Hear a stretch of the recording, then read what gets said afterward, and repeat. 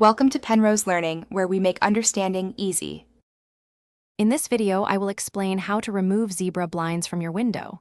First, gather your essential tools: a flathead screwdriver, a sturdy step ladder if needed, and a clean, soft cloth.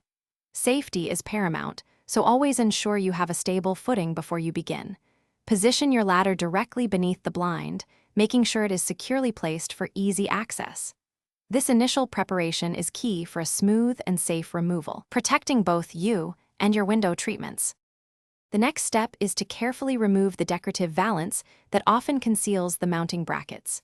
Most valances are held in place by small clips, which you can gently release with a flathead screwdriver or even by hand.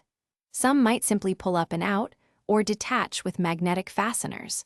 Take a moment to observe how it is attached, which will be very helpful if you plan to reinstall the blinds later on. Removing the valance reveals the crucial mounting hardware. Now that the brackets are exposed, it is time to release the blind mechanism itself. Look closely at the underside of each bracket for a small, often spring-loaded, release tab or lever. Using your flathead screwdriver, gently press or push this tab away from the blind's headrail. As you hold the tab down, carefully tilt the blind downwards and then pull it towards you, ensuring it disengages completely.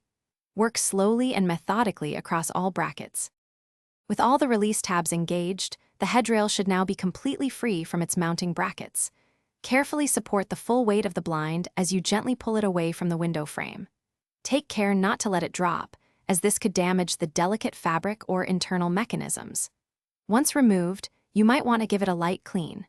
Store your blinds flat or rolled in a clean, dry environment ready for future use or reinstallation. Thanks for watching. If this was helpful, leave a like and consider subscribing. See you next time.